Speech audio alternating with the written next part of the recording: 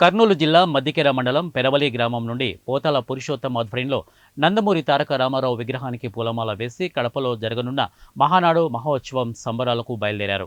27, 28, 29 తేదీలలో కడప వేదికగా మహానాడు సంబరాలు జరుపుకుంటకై పల్లె మొదలుకొని పట్టణాల వరకు తెలుగుదేశం పార్టీ అభిమానులు, కార్యకర్తలు, నాయకులు తండోపతండాలుగా మహానాడుకు బయలుదేరడం జరుగుతోంది. ఈ పండుగకు పాల్గొనేందుకు పెరవలి గ్రామం నుంచి మద్దికెర మండలం నుంచి దాదాపు 200 మంది ఇక్కడ నుండి వెళ్ళడం జరుగుతుంది. అందులో భాగంగానే ఈరోజు పెరవలి గ్రామంలో పెద్ద ఆయన మాజీ జడ్పీటీ కృష్ణ చౌదరి గారి ఆధ్వర్యంలో ఈరోజు బస్సులో వెళ్ళడము 2 జీపులుగా వెళ్ళడం జరుగుతుంది.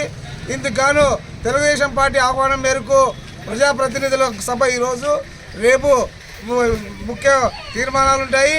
ఎల్లుండి బహిరంగ సభకు కూడా మా మండలం నుంచి కూడా దాదాపు మరొక 200 మంది రావడం జరుగుతుంది.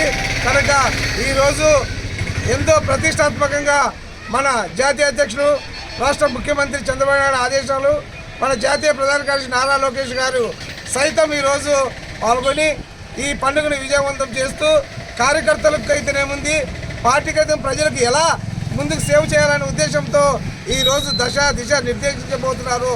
ఈ మహానాడులో కనుక మహానాడు తీర్మానం చేయబోతున్నారు కనుక ఇది మనకు ఎంతో శుభసూచకము.